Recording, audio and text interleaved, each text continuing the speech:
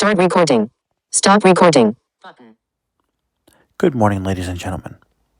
I hope everybody's having a good Friday morning so far. So I'd like to share my story with you guys when I was dealing with anxiety and panic attacks. And the reason why I want to share this story, my story with you guys, when I was dealing with it, is to, help someone else who might be, as I speak, going through the same thing. It's all nice when it's nice when we can relate to each other. Right? So, if you're going through depression, why do I keep saying depression? If you're going through panic attacks and anxiety right now, and you think there is not a way out, well, I can tell you there is. Okay, so let's go back to May of 2016. All right. So May of 2016, let's go back to that.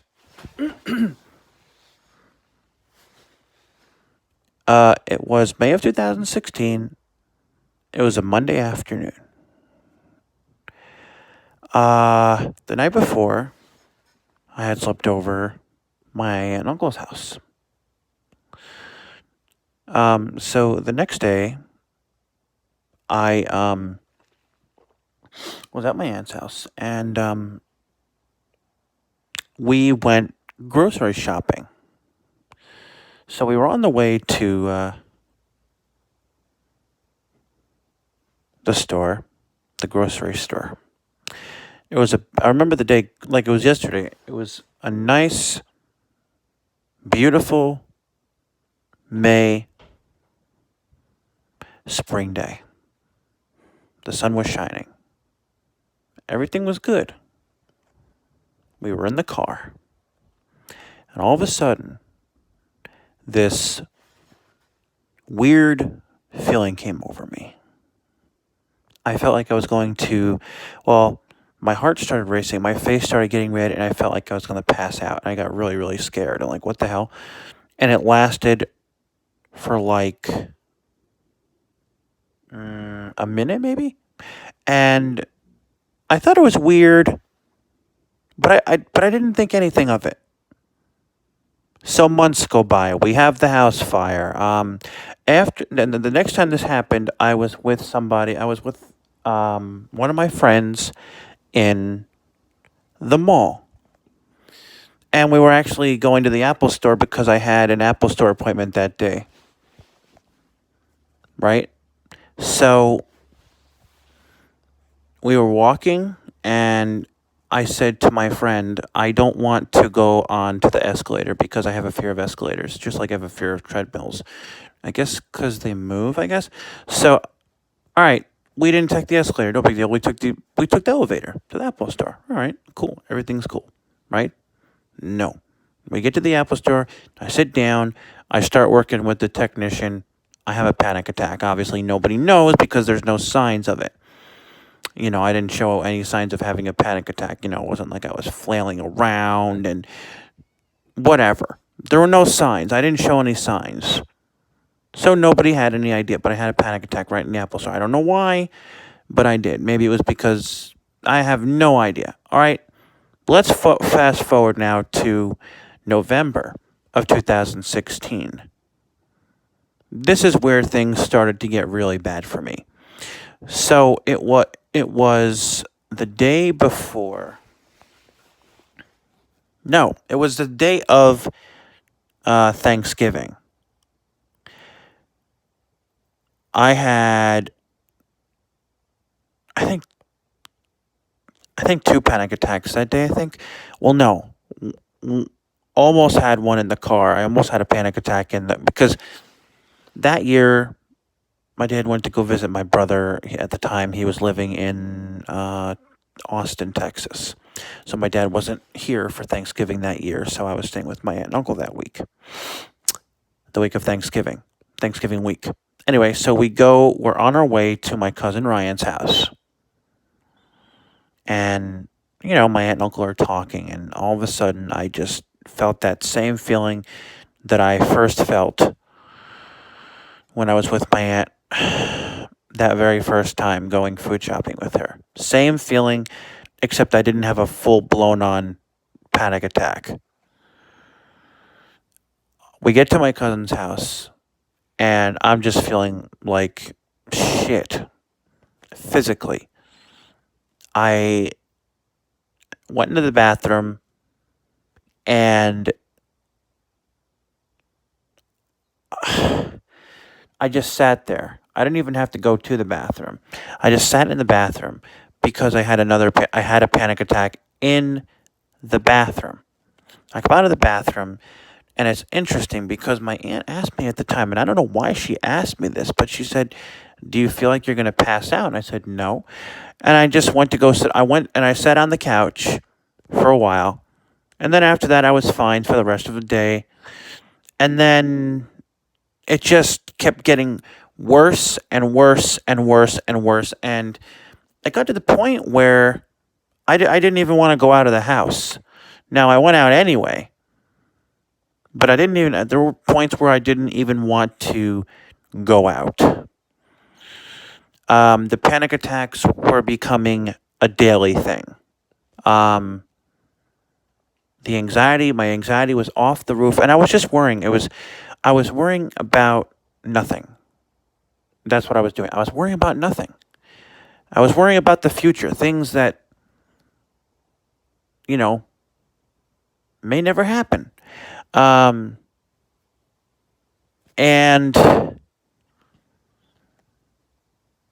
so these panic attacks were, like I said, becoming daily.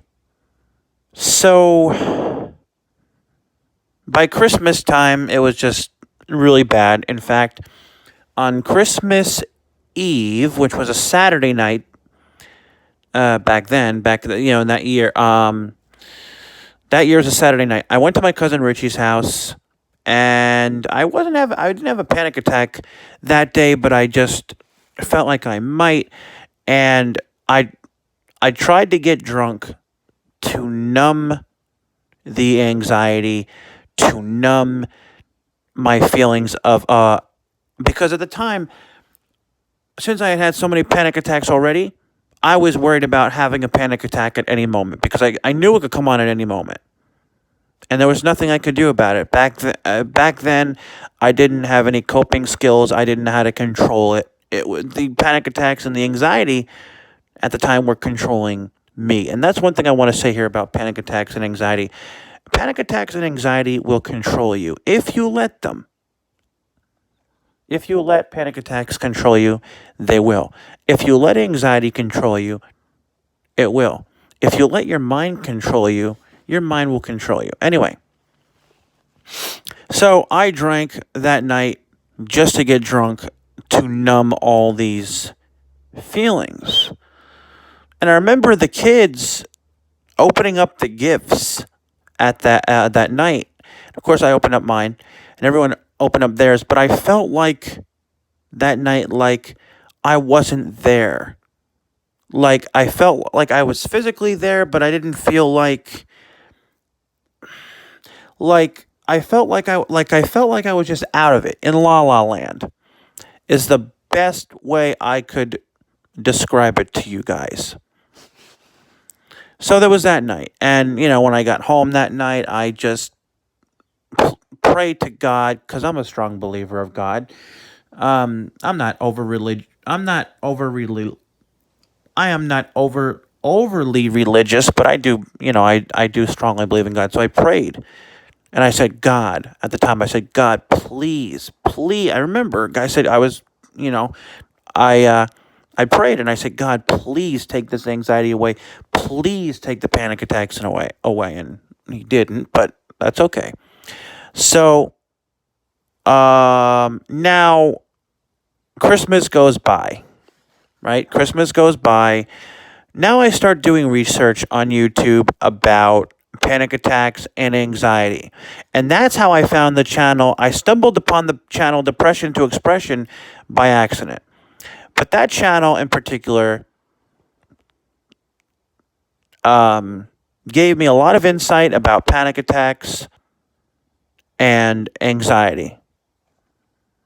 And I just felt like at that time I felt like all happiness, I felt like I was never going to be happy again. Well, let's fast forward to March of 2017. My dad, well, first of all, let's back up. After Christmas, things were getting so bad in terms of my panic attacks and anxiety. I had to tell my family. What was going on. On the 27th of December, which was a Tuesday, I went to go get my physical. That was my last physical. I'm actually going to get my physical Wednesday. But that was my last physical. I told my doctor at the time what I was feeling, and she said, "You have anxiety." And I'm like, "Oh, so that's what's wrong with me." So it was a relief to know what was wrong with me. So that was one less worry off my plate. So all right, let's go to now. Let's fast forward to March of 2017. This is where the turnaround happened. So my dad finds a good psychiatrist. He found him, I think by accident online. He's really good. And I went to go see him. I told him what was wrong with me. He prescribed me, at the time, 20 milligrams of Zalexa and just one pill of Klonopin and gabapentin. Well, we had to decrease the Zalexa because even when I was on the Zalexa, April of 2017, I had a panic attack. So we decreased the Zalexa to I just take a half a pill of it every morning, and just one Klonopin, one or two gabapentins. Now, let's back up a little bit to February of 2017. I started taking sleeping pills to help me sleep because I also wasn't sleeping through all of this. I was taking Advil PM, but my aunt's a retired nurse, and my aunt said that it can affect your liver. So I stopped taking. No, not your liver. She said it could affect. I think she said it can affect your kidneys. So yeah, that's what she said. She said it can affect your kidneys. So I stopped taking Advil PM. Then I started taking Benadryl February of 2016. Yeah, February 2017, and still take it for sleep to help me sleep every night to this day. So then we finally found a good balance of the medications,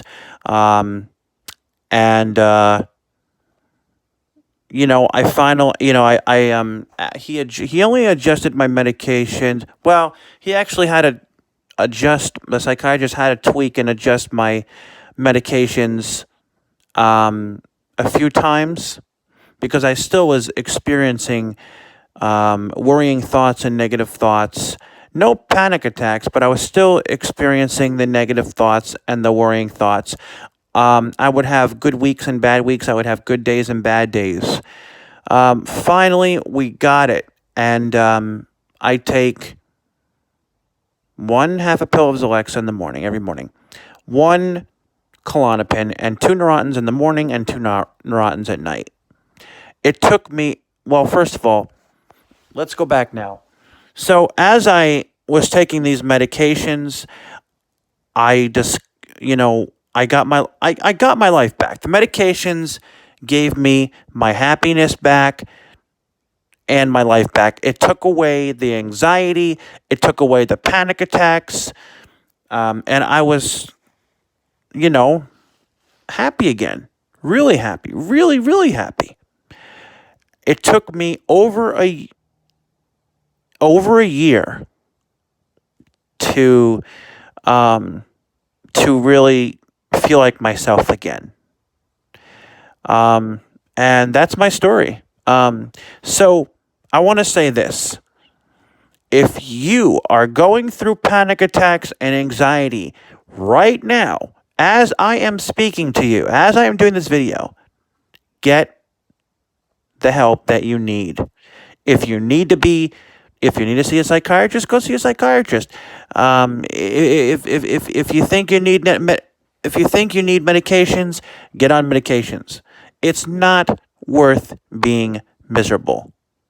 You know, you can only do so much praying and everything, but honestly, like, yeah, medications are for everyone, and some people don't believe in medications, and that's fine.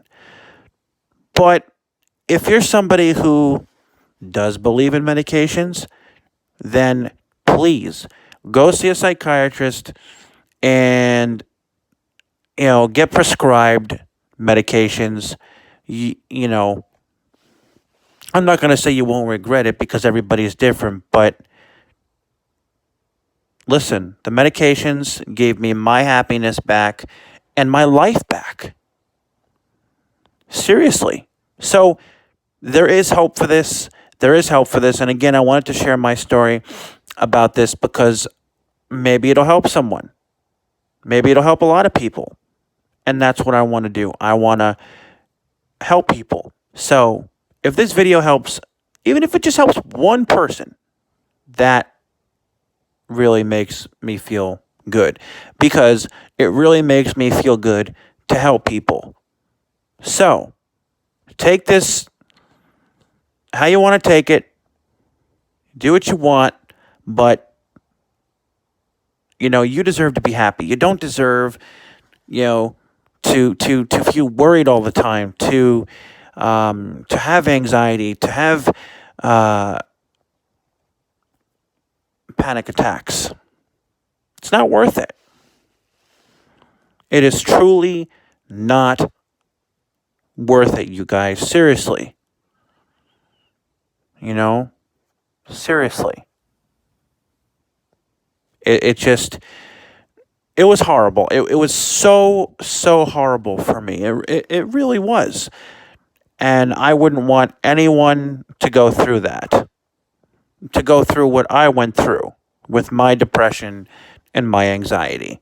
It was not depression, panic attacks and anxiety. It was terrible. It was hell.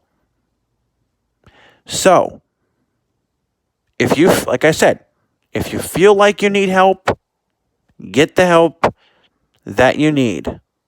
It's worth it. It is totally worth it. Everybody deserves, as long as you're a good person, everybody deserves to be happy. Everybody deserves to be happy, So, and, I even quit drinking soda for which I forgot to mention. When I was going through the depression and anxiety, I quit drinking soda for almost a month. I thought that caffeine and soda were making me have panic attacks and anxiety, and I thought that soda and caffeine were causing the panic attacks and anxiety. Well, they weren't, and of course I went back to drinking caffeine and soda. But everybody deserves to be happy.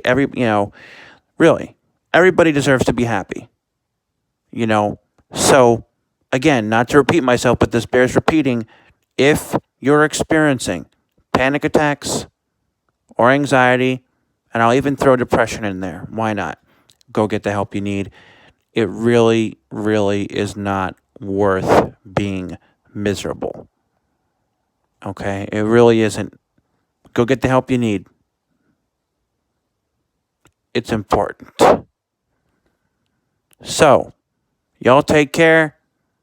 Hope y'all enjoyed this video. Hope y'all took something from this video. Please check out my wonderful and amazing friend Nikki Wonderlick's channel. Please check out Patty Mayo's channel. Please check out LawnBoy8461's channel. Please check out Molly Burke's channel. Molly Burke is a blind YouTuber. She has a guide dog named Gallop. Please check out Joy Ross's channel. She's another blind YouTuber. She has a guide dog named Arabella. Please check out Depression to Expression. Depression to Expression is a great YouTube channel for people who have depression and anxiety and mental illness. Please check out Yellow Brick Cinema. Yellow Brick Cinema is an amazing YouTube channel. You can listen to different music such as studying, meditating, and deep sleep music, and they do have 24-hour live streams. And please like and subscribe to my channel. And always feel free to leave comments down below. I will always respond to your comments. I really hope my story has helped you, and y'all take care.